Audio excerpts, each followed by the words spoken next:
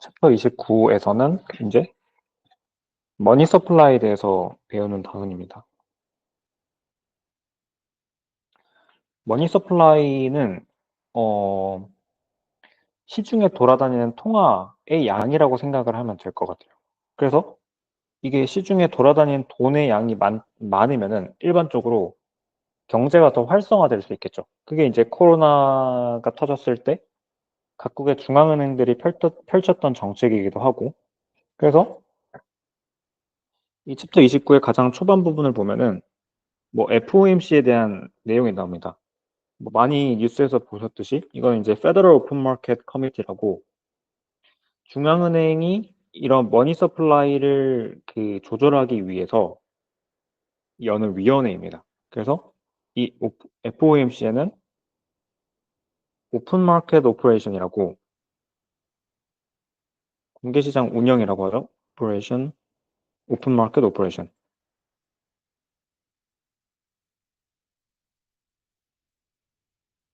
이게 머니 서플라이를 조절하는 가장 대표적인 방법입니다. 한국은행도 마찬가지고. 그다음에 이제 두 번째가 Reserve Requirement를 변경함으로써 어떤 시중의 통화량을 조절하기도 합니다. 이거는 이제 조금만 이따 다시 설명하도록 하고, 그러면 이제 통화량의 어떤 정의를 한번 살펴볼 필요가 있겠죠. 통화량은 그 범위, 그러니까 그 통화량에 포함시키는 지표를 어떤 거를 쓰느냐에 따라 범위가 바뀝니다. 그래서 가장 기본적으로 M1이 있고 M2가 있는데, 사실 이제 실제로는 뭐 모네터리 베이스나 아니면은 M3까지도 쓰이는데 이 이콘2에서는 이 두 가지만 알면 될 것 같아요. 그래서 M1에는 통화량에 들어가는 얘들의 범위를 딱 두 가지로 한정을 시킵니다. 그게 currency와 현금과 예금입니다. demand, deposit.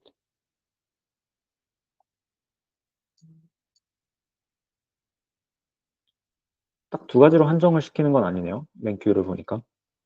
여러 가지가 있는데, 그러니까 이 두 가지만 알아도 이 챕터 29를 푸는 데는 큰 문제가 없어서 그냥 이 두 가지라고 어, 설명을 드릴게요.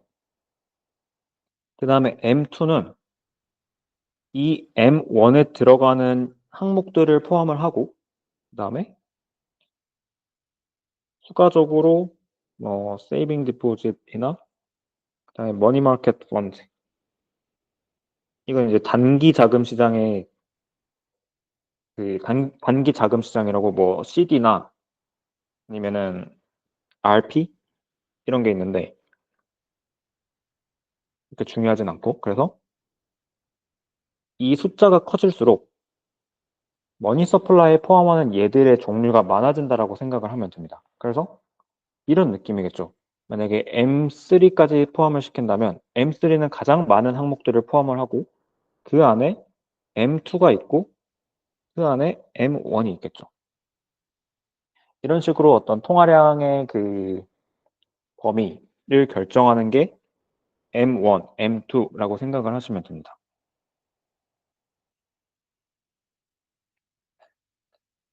그 다음에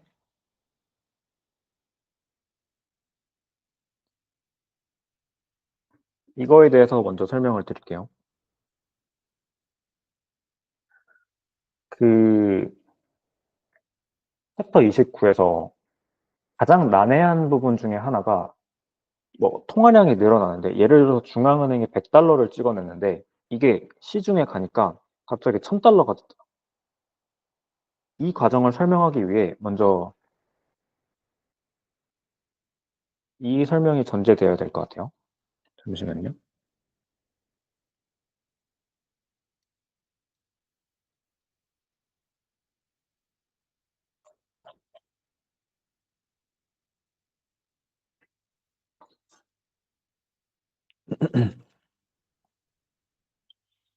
예를 들어서 어떤 상업은행이 있다고 합시다. 그 상업은행의 어떤 재무 데이터를 보면은 이런 게 있어요. Asset T 어카운트라고 해서 자산과 어떤 부채를 기록한 표가 있어요. liability.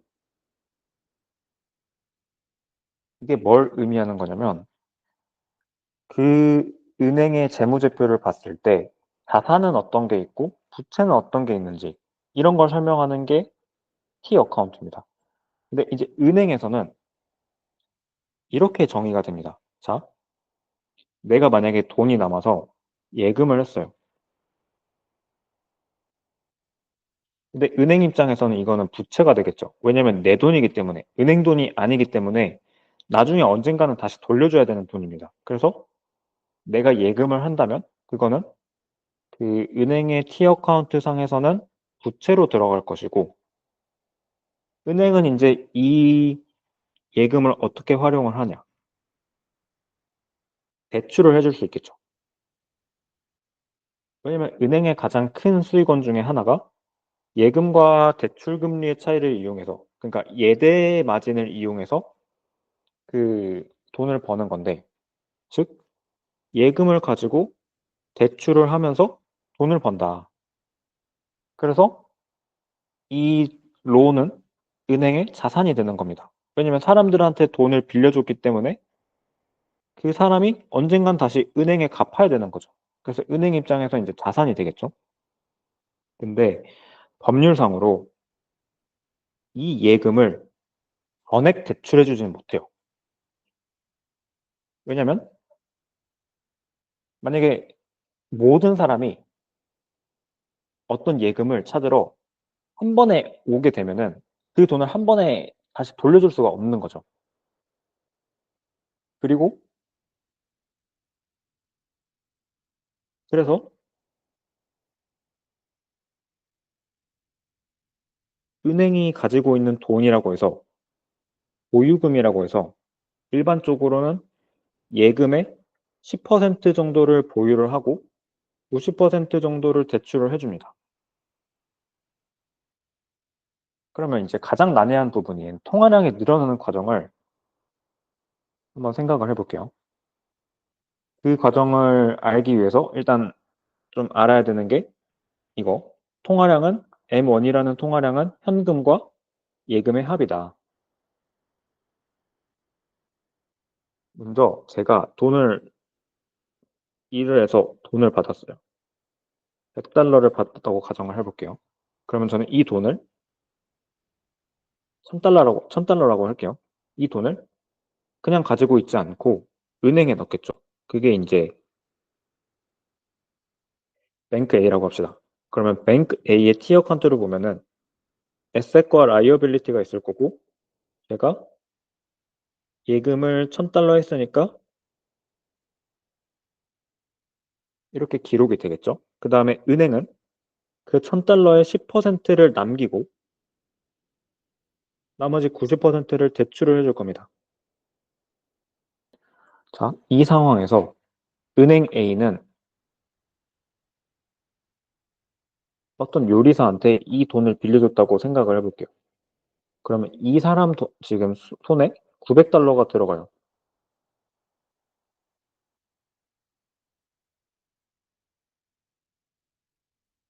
그리고 이 요리사는 이 900달러를 가지고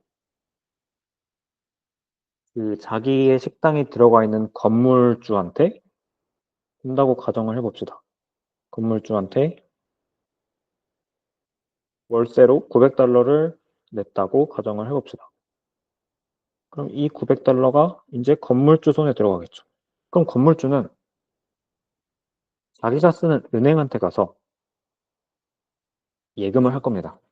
자, 그럼 뱅크비의 티어 컨트를 보면은 예금으로 900달러가 들어오고 이 중에 10%를 리저브로 놔두고 나머지 810달러를 대출을 해주겠죠. 그럼 한번 통화량을 단계별로 나눠서 생각을 해볼게요. 가장 먼저 제가 은행에 예금을 하기 전에 통화량, 그럼 이제 은행이 지금 없는 거예요. 은행에 넣기 전이니까. 그럼 통화량은 현금과 예금을 더하는 건데 내가 들고 있는 현금과 예금인데 예금은 아직 안 했죠. 없어요. 이때 통화량은 1000달러예요. 그러면. 그다음에 두 번째 단계를 한번 봐봅시다. 내가 1000달러를 넣고 은행 A는 900달러를 요리사한테 빌려주고 요리사는 건물주한테 주고 건물주는 또 자기가 쓰는 은행에 돈을 넣었어요.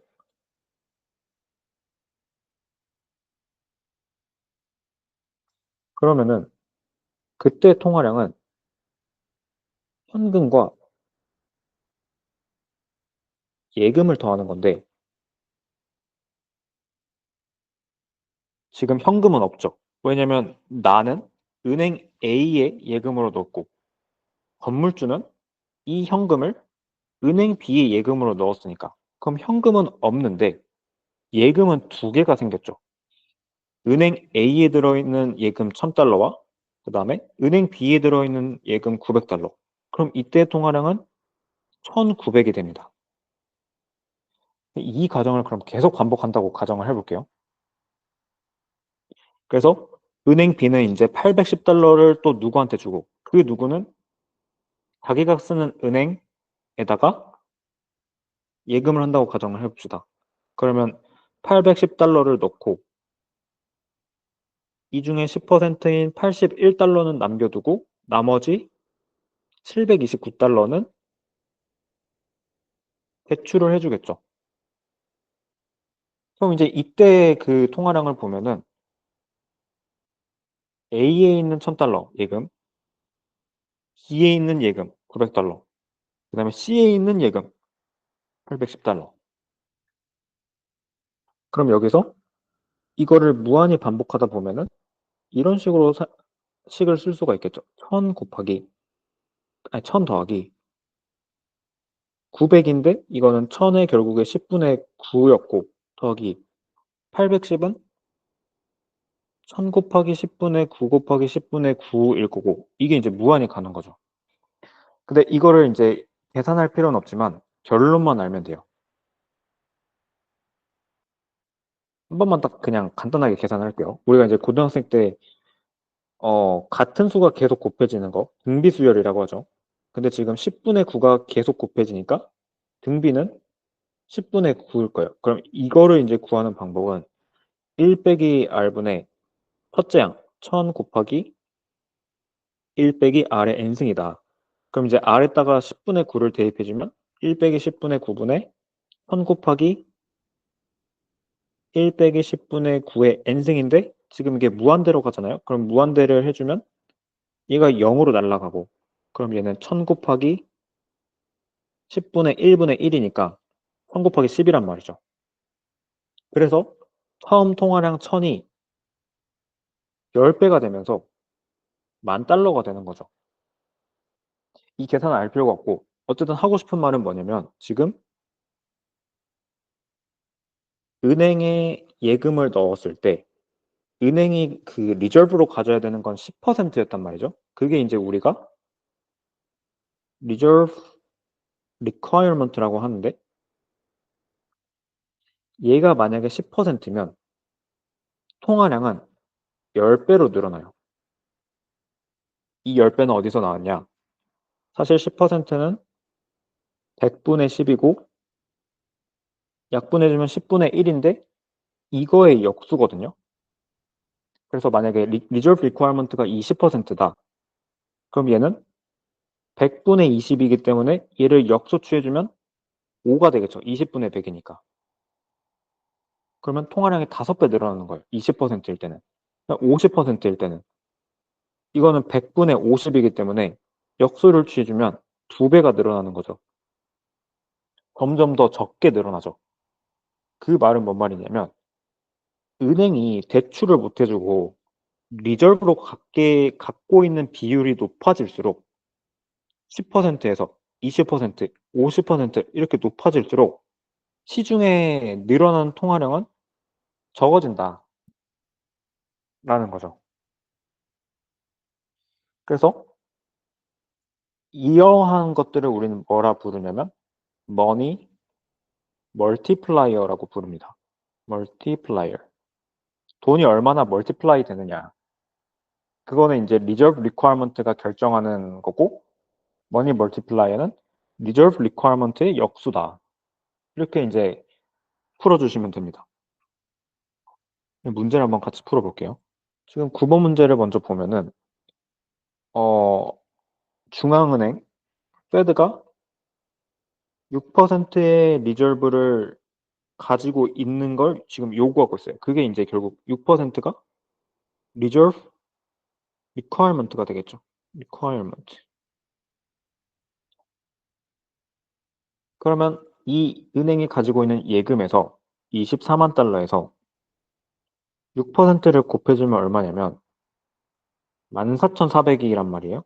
그러니까 이 은행은 14,400만 가지고 있으면 되는데 어떤 이유로 더 많은 리저브를 가지고 있어요. 그게 이제 초과 리저브가 되겠죠.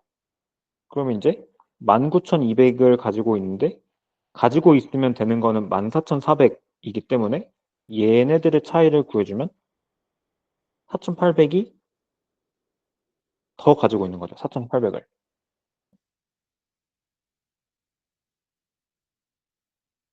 그 다음에 5번을 보면은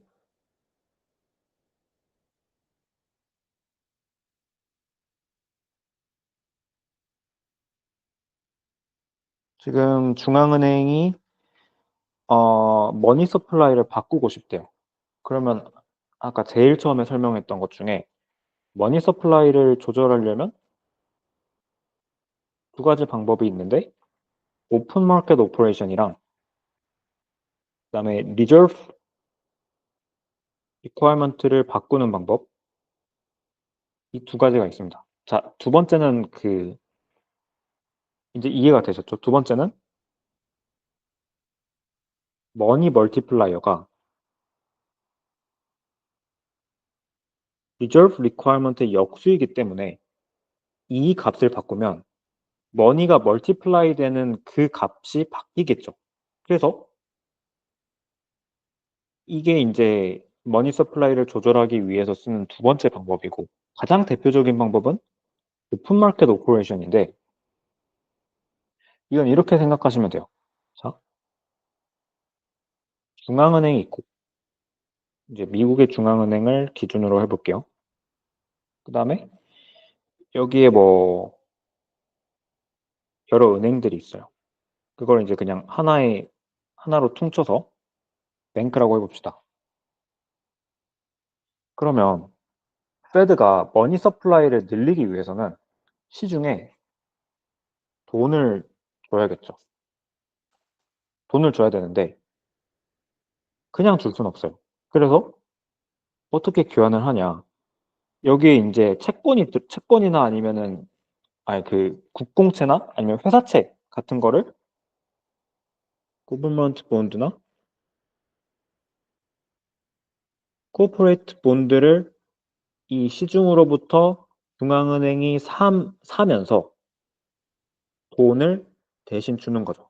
그러면 이제 은행은 돈을 받았기 때문에 이거를 대출로 활용을 하면서 머니 서플라이가 늘어나게 되는 거죠. 반대로 중앙은행이 시중에 돈을 줄이고 싶어요. 머니 서플라이를 줄이고 싶어요. 그럼 이거를 반대로 하면 되겠죠. 채권을 시중에 팔아요. 그럼 은행은 이 채권을 사기 위해서 페드한테 돈을 줘야겠죠. 돈을 주니까 결국 은행은 대출로 활용할 수 있는 돈이 적어지기 때문에 통화량이 줄어들겠죠. 그게 이제 5번 문제의 핵심이고 채권을 판다면 퍼블릭에 판다면 요거죠. 채권을 판다면 주황색 그러면 돈이 중앙은행으로 들어오기 때문에 머니 서플라이가 적어지겠죠.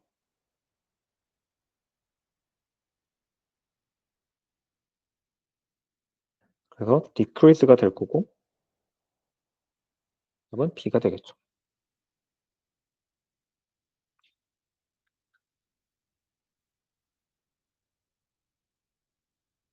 그럼 이제 14번 문제를 보면은 이것도 한번 티어 카운트를 그려볼게요. 에셋과 라이어빌리티가 있을 수 있고 그다음에 예금으로 400밀리언을 가지고 있고 은행은 이거를 380을 대출을 해줬어요.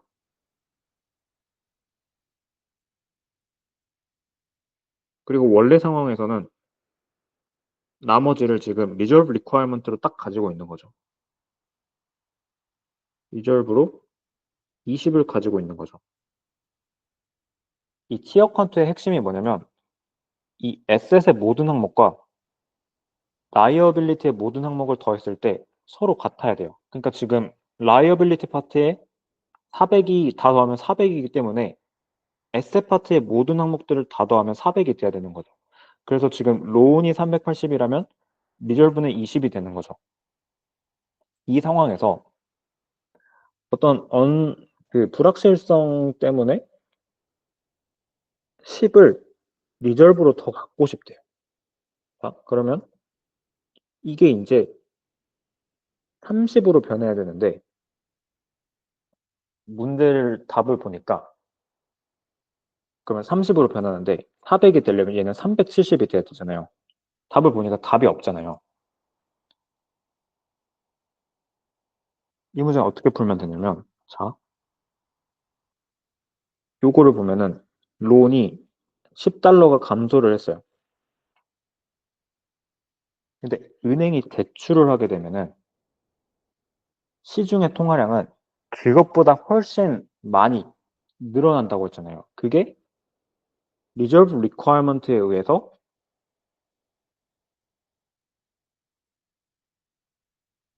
머니 멀티플라이어에 영향을 주고 이게 통화량을 그 증가시키는 원인이니까 얘를 볼 필요가 있겠죠. 근데 문제에서 힌트가 나왔어요. 지금 딱 그 리저브 리ኳ어먼트를 세티스파이 하고 있대요. 자, 20달러가 지금 리저브 리ኳ어먼트가 딱 충족을 하고 있는데 얘가 리저브를 디포짓으로 나눴을 때의 값이니까 나눠주면 되겠죠. 그러면 리저브 20을 400으로 나눠주면 얘는 20분의 1이 되겠죠. 그럼 머니 멀티플라이어는 얼마냐면 이 리저브 리ኳ어먼트의 역수이기 때문에 머니 멀티플라이어는 20이 되겠죠. 그래서 실제로는 10달러가 줄었지만 머니 멀티플라이어에 의해서 얘를 20배를 시켜줘야겠죠. 그러면 실제로는 200달러가 줄어든 게 되겠죠. 그래서 답이 B가 되는 겁니다.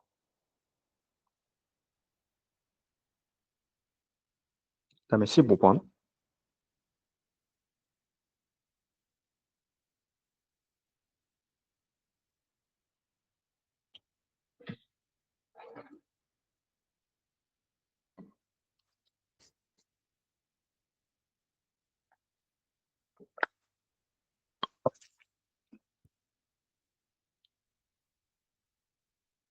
얘도 마찬가지로 티어 컨트롤 그려주면 지금 리커일 리저브로 100을 가지고 있고 그럼 리저브 안에 지금 100이 들어가 있고 그 다음에 초과로 25를 더 가지고 있대요. 그럼 얘는 125가 되겠죠. 그 다음에 250에 남디안 트레저리 본드가 있대요. 이 15번 문제를 풀기 전에 하나만 더 설명을 해드릴게요. 아까 제가 설명드린 거는 간단하게만 그 티어 컨트롤을 나타낸 건데 그래서 사람들이 예금을 하면은 은행은 리저브로 얼마를 가지고 있고 나머지를 대출을 시켜준다. 이 세 가지만 언급을 했었는데 실제 은행은 이거보다 더 구체적이겠죠. 그래서 실제로는 이 라이어빌리티랑 뱅크 캐피탈이 우측에 들어가고 좌측에는 에셋이 들어갑니다. 그래서 뱅크 캐피탈은 뭐냐면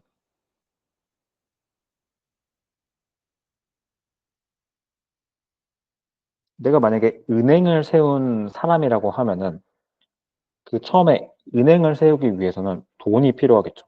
그게 캐피탈이에요. 나의 자본.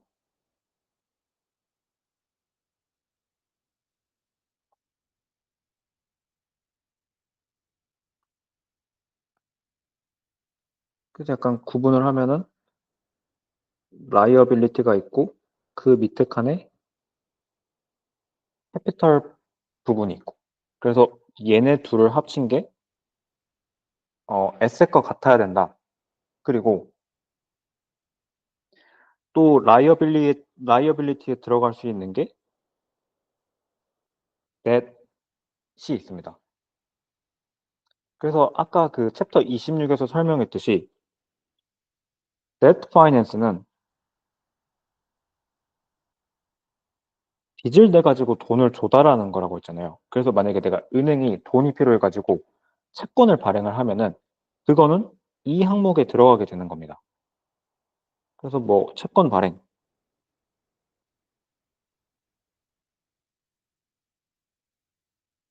그리고 에셋에 들어가는 거는 이제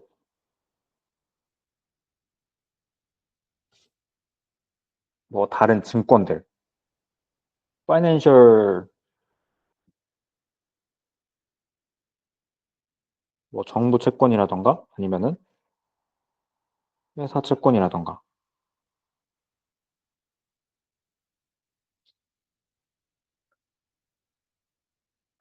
이런 항목들이 들어가는데 지금 문제에서 남디안 트레저리 본드가 나왔는데 여기서 조심해야 되는 게 이 채권이긴 하지만 이거는 이 남디안 뱅크가 발행한 게 아니거든요. 문제를 다시 한번 읽어볼게요. 자, 지금 이 남디안이라는 어떤 경제에서는 남디안 중앙은행이 통화정책을 운영을 한대요. 근데 이 트레저리 본드는 일반적으로는 정부가 발행을 한 거거든요.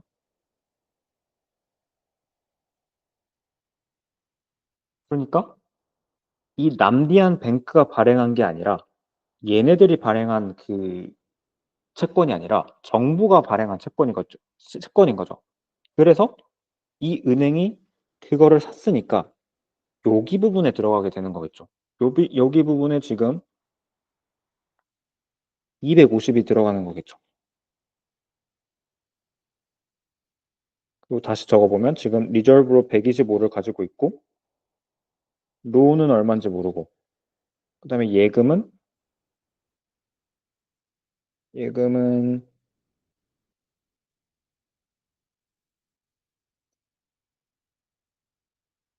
1000이네요. 1000.